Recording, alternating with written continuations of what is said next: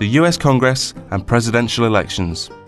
Voting, the people's chance to decide who they want to run their country and represent their interests. But how does it work in the United States of America? Across the pond, voting is quite different. Like the UK Parliament, the United States Congress has two houses, the House of Representatives and the Senate. Unlike the UK, there are public elections for both houses, and a third separate election is held to choose a president. In the US, the president is both the head of state and the head of government. In the UK, these roles are carried out separately by the monarch and the Prime Minister. The House of Representatives in the US Congress is designed to give a voice to the people of every local voting region of America. Members of the House of Representatives stand for re-election every 2 years. Each state is split into districts, and each district votes for one representative. The number of districts depends on the population of each state.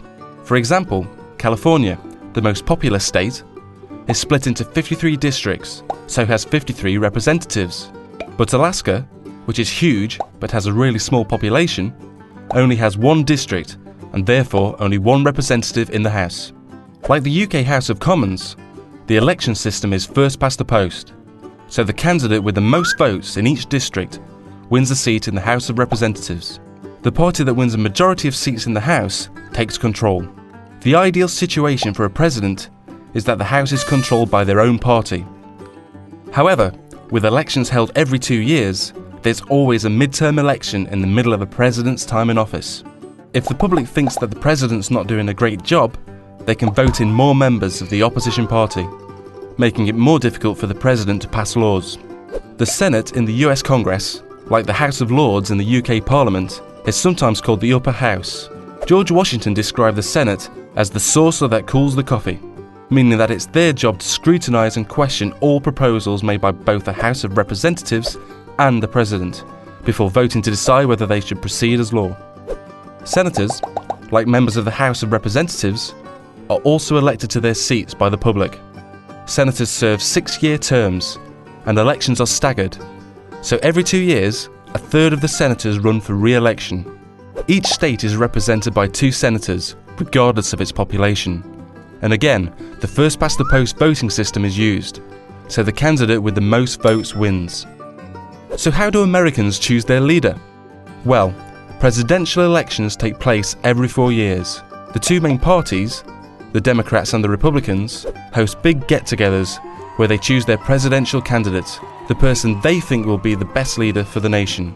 The winning candidate then chooses their vice presidential candidate, also known as their running mate, to help support the campaign. Presidential candidates usually choose someone with different areas of skill or knowledge, so they present voters with the best package. Together, they're known as a ticket. Presidential candidates from both parties then start out on massive election campaigns to gain as much voter support as possible.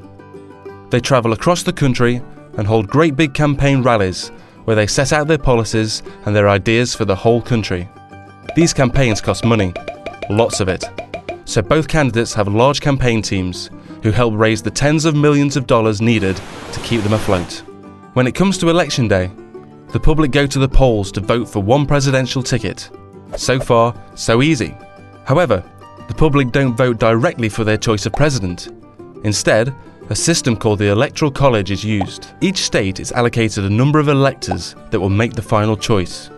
A state has the same number of electors as it does senators and representatives. In most states, all the electors will vote for the presidential ticket which received the most support in the public vote. Finally, the presidential ticket with the most Electoral College votes becomes President and Vice President of the United States of America. So that's how things work in the US. A democracy like the UK, but on a much larger scale.